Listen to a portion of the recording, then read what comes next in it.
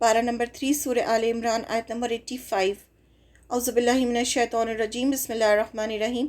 वमन और जो कोई यब्तगी चाहेगा गैरा सिवाय अल इस्लामी इस्लाम के अलावा कोई और दीन चाहेगा, दीनन कोई दीन, फलन तो हरगिज़ नहीं, युक़बला कबूल किया जाएगा, मिन्हु उससे कोई कबूल ही नहीं होगा इस्लाम के अलावा दीन उससे, वहुवा और वो फिल आखिरती आखरत में मिनल खासिरीन खसारा पाने वालों में से होगा। जो शख्स इस्लाम के अलावा और दीन तलाश करेगा उसका दीन कबूल ना किया जाएगा और वो आखरत में नुकसान पाने वालों में से होगा।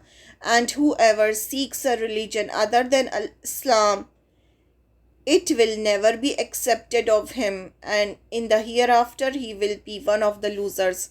इस्लाम क्या है? ख़ुद को अल्लाह के लिए सरेंडर कर देना, अल्लाह की मर्ज़ी पर चलना, अल्लाह की फर्मा बरदारी करना। जब हम अल्लाह की फर्मा बरदारी करते हैं तो हमारे दुनिया भी अच्छी हो जाती है और दीन भी, आखरत भी अच्छी होगी, क्योंकि फिर हम अल्लाह की मर्ज़ी पर चलेंगे।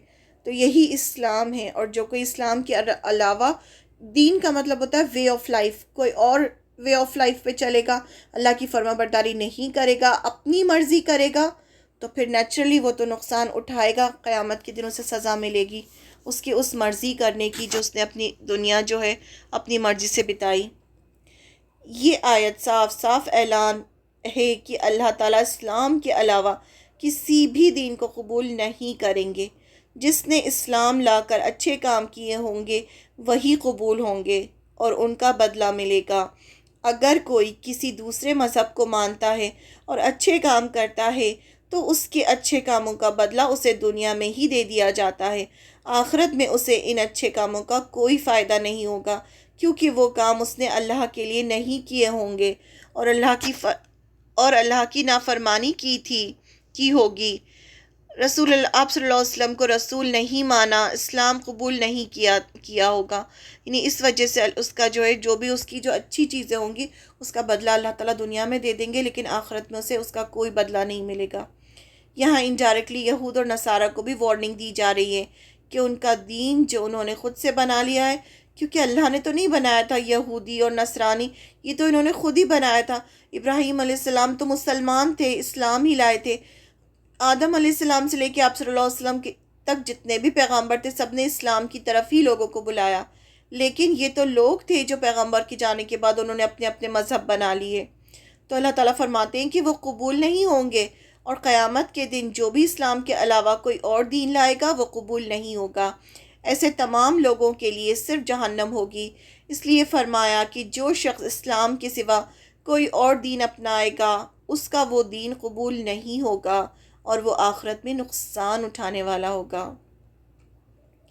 सही हदीस में है कि रसूलुल्लाह सल्लल्लाहु अलैहि वसल्लम ने फ़रमाया कि क़यामत के दिन अमाल हाजिर होंगे।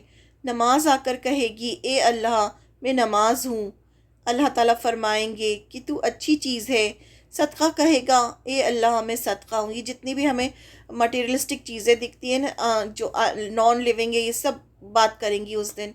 तो इंसान जब कहीं गुनाह करता है तो उसको देखना चाहिए कि उस कमरे की सारी चीज़ें, जो भी वो डिवाइस यूज़ कर रहा है या जो कुछ भी यूज़ कर रहा है, ये सब उसके ख़िलाफ़ गवाही देंगी। ऐसा नहीं है कि ये सब नॉन लिविंग थिंग है, बेकार चीज़ें, तो ये सब कुछ नहीं है। हर एक एक चीज़ जो है उसके ख़िलाफ़ गवाही देगी। अल्लाह कहेगा तू भी खैर पर है। रोज़ा आकर कहेगा मैं रोज़ा हूँ। अल्लाह जवाब देगा तू भी बेहतरी पर है।